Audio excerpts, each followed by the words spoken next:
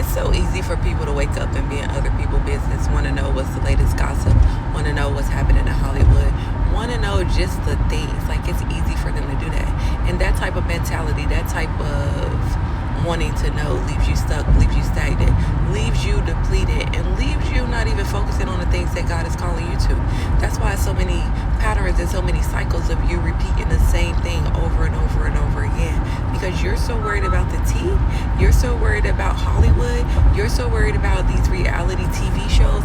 In all actuality, they're not even living their life like this. They're just consuming you and having you consume 24 hours a day, scrolling on social media, scrolling on the latest shade room, the things, the tea room, scrolling on certain things just so you can find out what's happening, so you can keep up with the latest, so your day is consumed, so you just blow your 24 hours while they are continuously getting rich, continuously making money off of you, continuously living their regular lives, and then we just fall short right into it.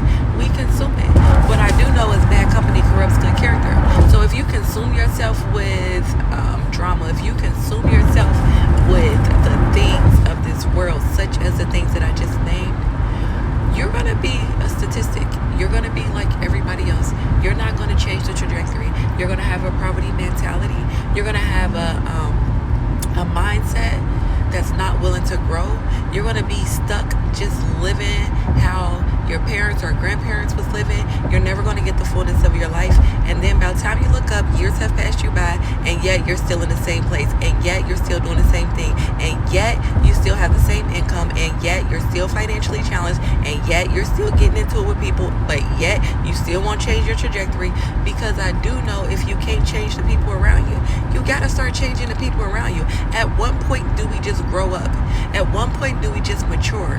And a lot of people don't like to even read their Bible or to even know what it says in the Bible, because they think it's a book of rules. In all actuality, it's a maturity.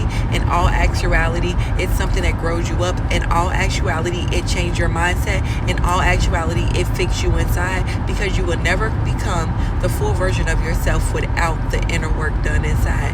In all actuality, it's here to help you, to save you, to break things off of you, to show you who you really are, to give you your identity back in God.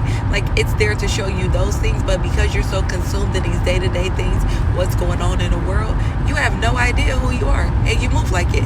I know an identity crisis when I see it. I see it every day, trust me. A lot of people are seeking validation from people that they don't even know. A lot of people are waiting on approvals from people that they don't even know. A lot of people are not doing what it is that they should be truly doing because they're scared. They live in fear. They don't know that God never gave us a spirit of fear. He gave us a spirit of peace, love, and a sound mind. But until you do the work, until you actually tap in, until you actually get to know God and get to know His character, you won't live this life, the fullness thereof. The fullness thereof. You will not live this life to the fullness, and you will not get exactly what you want until you do the work, until you allow God to do the work. It's just that simple. But yet we make it so hard. We make it so hard.